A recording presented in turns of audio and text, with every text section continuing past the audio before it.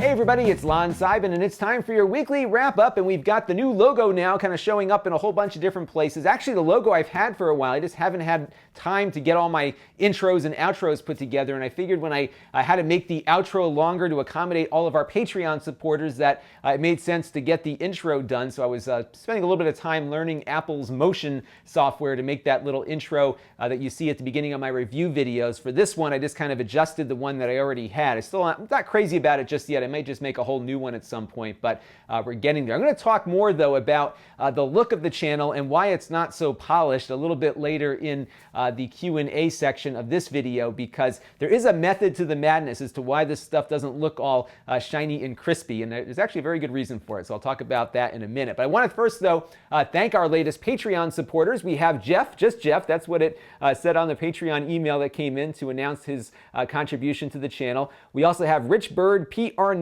and Stanislav Onyonov, I hope I pronounced it correctly, who also contributed. I do not read or speak Russian. My wife was a Russian studies major, and she helped out with the translation there, but Google Translate actually read his name back to me, and that was how I was able to know exactly what his name was and be able to read it off. I don't know if I read it correctly or not, so hopefully, Stanislav, if you're watching, let me know how I did. If I didn't do well, I will do a do-over next week on the wrap-up, and I do appreciate everyone's support on Patreon, and we've got that new end card now, too, as you saw, to announce everyone who's been contributing. So this week on the channel, we got a couple of things in. We looked at the Toshiba Radius 11. It's a 2-in-1 $200 Windows laptop, so it's priced the same as all the other $200 Windows laptops we've looked at, but it has a touch screen, it works as a tablet, you can put it in tent mode and everything else, and I thought it was interesting to see a tablet hybrid device at this price point from a major manufacturer, and it actually has pretty decent build quality, but I wasn't crazy about all of it. You'll see more in the video. I've got a master playlist linked above that's got everything that we're about to talk about here in there, so you can check that out at your leisure. We also took a look at the TrendLab Sky Nano drone, which is actually the same drone as a whole bunch of other ones out there that cost about a third or half the price. So this one's about $50 or $60. There's some other versions of this very same drone from different manufacturers that cost about $20 or $25 or less in some cases. You can find them on AliExpress and some of those other direct from China websites. So a lot of money going into marketing, I think, on this thing, and I wasn't all that crazy about it for the price point that TrendLabs was asking. So you might want to look around and see what you can find if that drone looked interesting. It does have a camera, though, on it, and the video quality was pretty good, but the control wasn't so great. But again, you can watch my review and get the full scoop on that. We also got in the new Synology router. I've been waiting a long time to try this out. Hardware-wise, it's just like, most of the other AC routers that are out there, but the interface is incredibly unique. It's a lot like their NAS devices, and their interface remains one of the best interfaces I've seen on network-attached storage, and they're taking that expertise and putting it into their router. Really nice product, worth checking out. You can see my full review, again, linked above in the master playlist there. We also had a look at the Dell Inspiron 11-3000 series as a follow-up, and I was asked if it was upgradable. It isn't, just like all the other $200 PCs we look at. Not upgradable, but I figured I would take it apart and let you know if it was or wasn't. And I also did a quick video on Microsoft Edge. This is one of those videos I've been meaning to do for a while, and when I had that Dell out, it made sense to sneak this into the schedule, because I've been finding that Edge works best on these cheap computers because it does better with video, as you'll see in that video, and it just feels like it's better tuned to Windows 10, especially, again, on low-end hardware. But even things like scrolling the screen on a touchscreen device just feels better on Edge than it does on Chrome or Firefox at the moment. I'm sure the other browser developers will catch up and improve their products, but really Chrome has been kind of a memory hog for quite a while, and it's not so noticeable on a higher end PC, but on a lower end one it certainly is, and I think it's really something to think about when you are choosing which browser to use on your cheap PC. I think you'll actually get better battery life and better performance using Edge over another browser. So that was some of the stuff we did this week. Next, I've got some updates for you now. We have, first of all, the basement coming together. So this is the overall floor plan. I'm basically taking my basement and cutting it in half, or not really cutting it, but putting a wall up. So I'm going to have a very big open area. So basically the area that I was shooting in before on the channel, in addition to a few other spots. And what's nice about this, I'm going to leave the whole thing open. I'm going to have an office area where I can do some work with a nice window to look out of, but also have the ability to have things set up in more than one spot. Because right now when I'm working on something and I need to switch to something else, I got to take everything off this desk, put the other stuff on, and then go back and repeat. It's getting to be kind of a pain in the butt from an efficiency standpoint. So I'm really looking forward to having some stations set up here. I'm going to get some standing desks also so I can either stand up or sit down at each of these locations that I'm doing. So I'll have a green screen area, kind of like a little office setup, and perhaps maybe replicate the old wall of retro gear that we had before. I got to be careful about copyright placements and stuff. You got to be careful with logos and everything, but we'll have some retro gear up too to spice up the background a little bit, because I know a lot of you have been looking forward to seeing the background behind me disappear, as have I been actually, but it is warmer right now up here than it is down in that really cold basement. We're going to fix the HVAC down there too, but the permits are going in this week with my local municipality, and hopefully work will begin very shortly. It's not going to take all that long either, because we just need to go in and get some carpet put down, put some drop ceiling up, get some paint and stuff on the walls, and I think we'll be good to go. So hopefully not too long, you'll see a new setting, and we'll be, maybe we'll start with the wrap-up video down there in the new space when it is done. Also wanted to let you know the Reddit page is up. If you go to Lon.TV/Reddit, I think I have made everyone a moderator who asked to be. If you haven't been made a moderator yet, email me again at lon@lon.tv, and I will anoint you a moderator. Just be nice to everybody. And it's been great. People have been popping in there and posting links and stuff. So definitely check it out if you are a Redditor, and we'll build a little community up around there. And it's kind of nice to involve you all in managing that also, because it really is. I've been really trying to build a community somewhere, so it'd be nice to be able to build it over there if enough of you are interested. So definitely check it out. And now it's time for Q&A, and we've got a bunch of questions this week, a couple that I grouped together. So we're going to take our first one here from Eric Brunhammer, who's a very frequent commenter on the channel, and he wanted to know if I was into DOS or computer gaming, and if so, what were some of my favorite games? And I was definitely into DOS gaming, especially probably in the early to mid 90s, especially. It was really at the height of DOS gaming. So I loved the Space Quest series, especially the CD-ROM talkies, which were awesome. Those were really amazing games when those came out. So Space Quest 4 is one of my favorites. I like Space Quest 3 too. It didn't talk, but I like that one anyhow.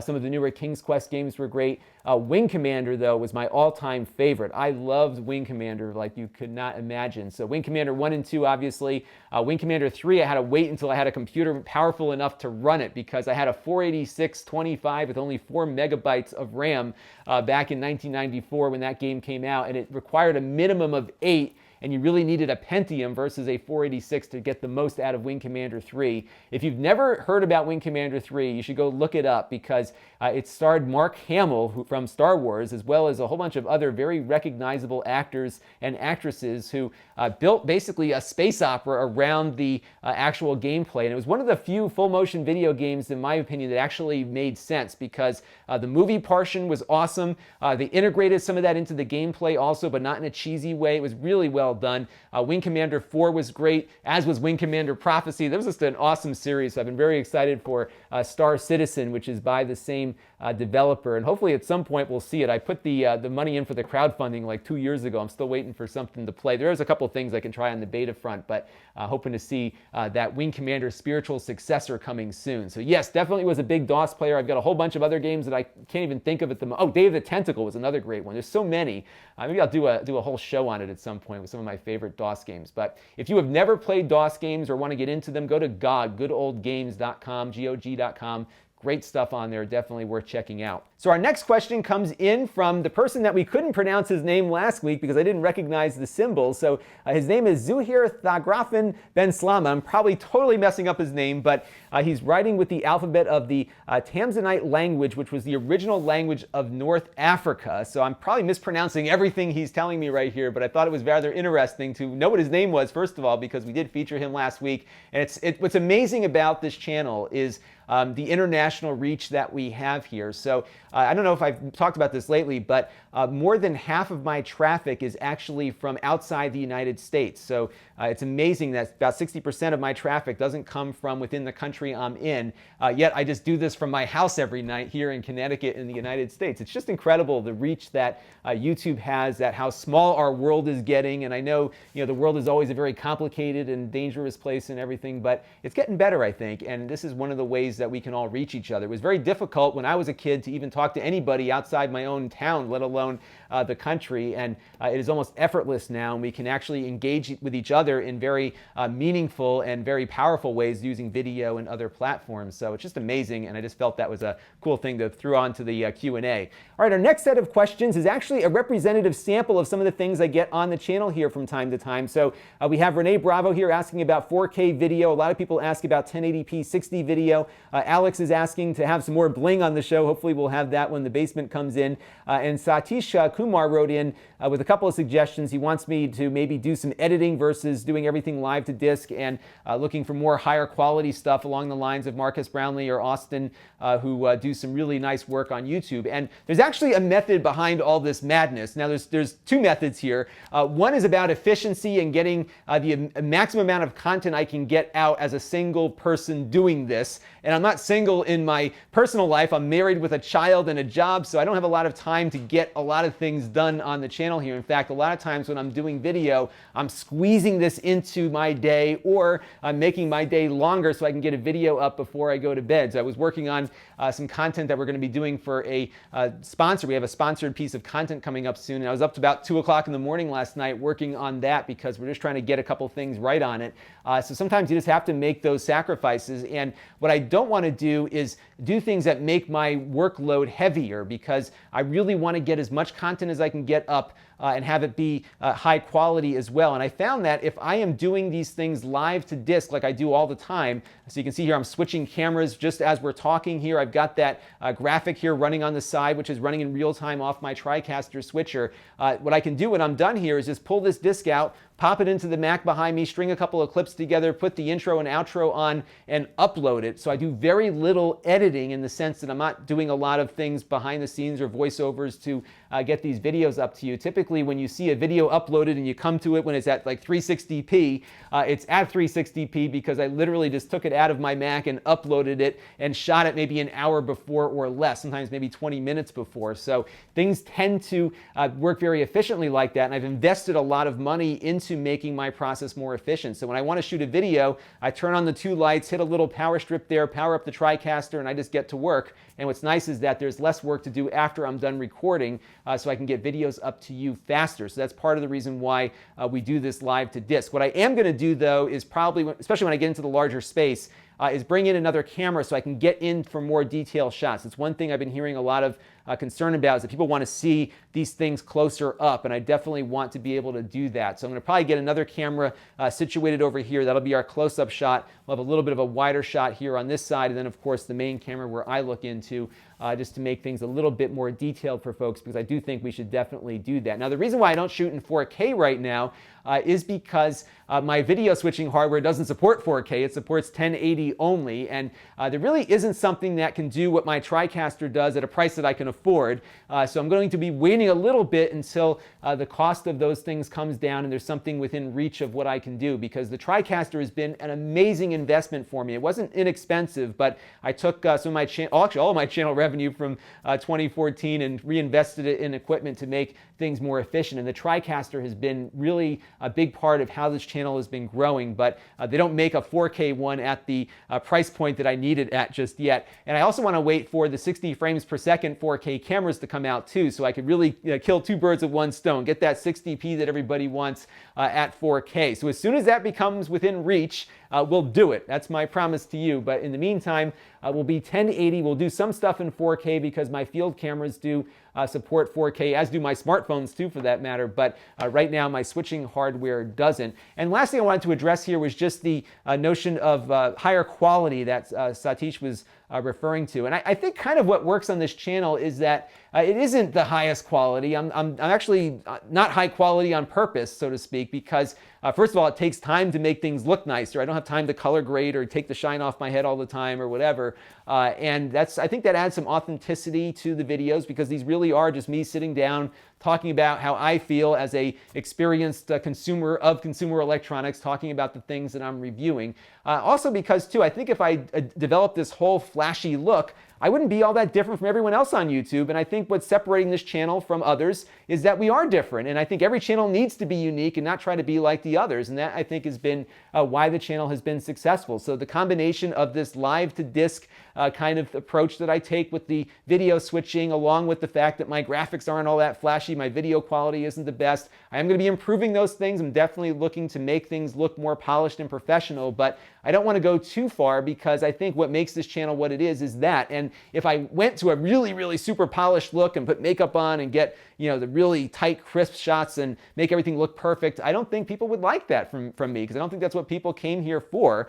I go and see Marcus Brownlee's videos because he makes some awesome content that looks beautiful, but that's not the kind of video that I make. And I think if Marcus started doing video the way I do it, he'd lose all his subscribers too. So I think people go to certain channels for a certain thing, and the look that I have is, I think, unique to me, and that's what makes this channel work. So we'll be polishing it up, making it a little bit more professional over time, but I'm not going to make my stuff look like other people's stuff, because I think it needs to be unique, and I really like to do my own thing, and that is what I've been doing here, and it seems to be working. We're seeing a good subscriber growth, and things are really moving along, and partly due to the fact that I got into this late. I think if I was starting earlier, if I had started back in 2008 when many of the million-plus subscriber channels did, I probably would have 1 million subscribers by now, but I started a couple of years ago, pretty much after everybody got a head start. So it's going to take time to build it up, but all of your support, both in the Patreon, but just in telling your friends and spreading the word, really does make the difference. So thank you all for your continued support of what you're doing here on the channel.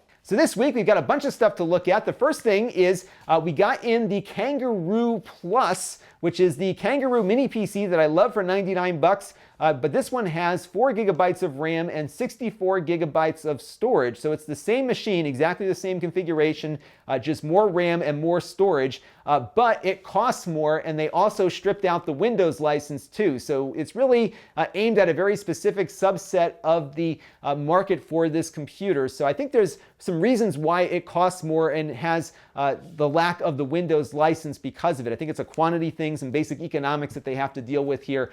These things are not cheap to make, and they're trying to make them cheap, and it's still well under $200. So my opinion of these has not changed at all, and I do like having a little bit more memory and a little bit more storage. So it's not all that, there's really nothing else that's different from the original Kangaroo, but you can maybe do some things you couldn't do with the other one because you have more RAM and storage. So we'll do a quick review of this one because the performance is the same, but maybe I'll talk about the differences between having 2 and 4 gigabytes of RAM, as well as trying to install some other operating systems on it too. So hopefully maybe tomorrow or the next day we'll get that up.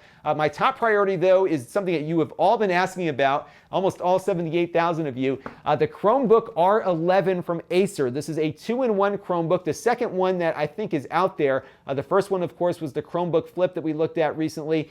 This one is an Intel-powered Chromebook convertible. It is sitting at my office right now, about 20 minutes away. I was snowed in today, so I'm going to go get it tomorrow, and we'll be taking a look at that hopefully tomorrow night. I promise hopefully by the end of tomorrow, whether it's 2 o'clock in the morning or 4 a.m., hopefully we'll get that video up and you can see exactly how that works. We also got in another 2-in-1 from Lenovo that I found was rather interesting. This is their Yoga 900.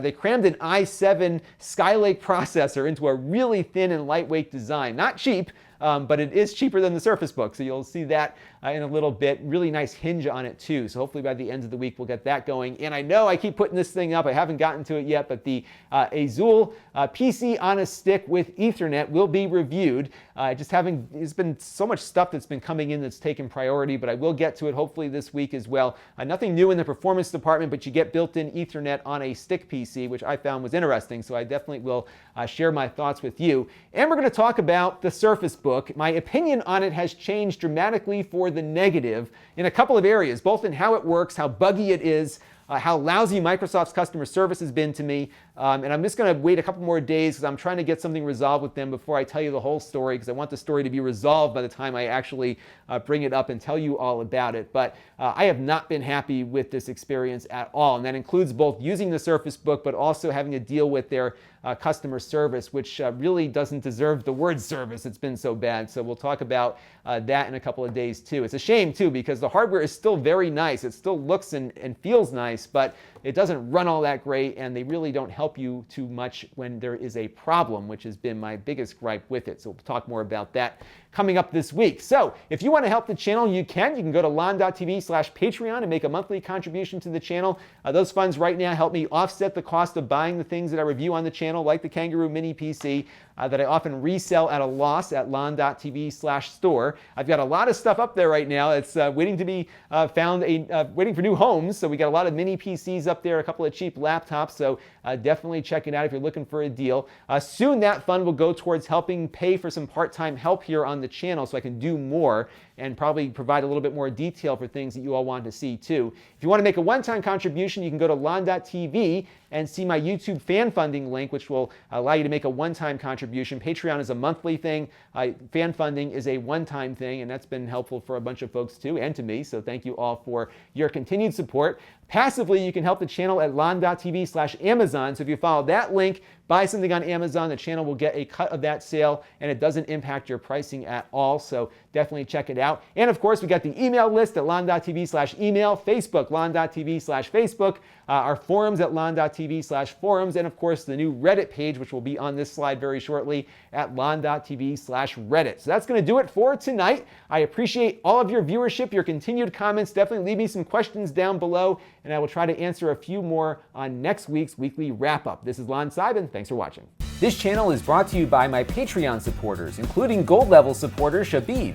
If you want to help the channel, you can by contributing as little as $1 a month. Head over to Lon.TV/Patreon to learn more. And don't forget to subscribe. Visit Lon.TV/S.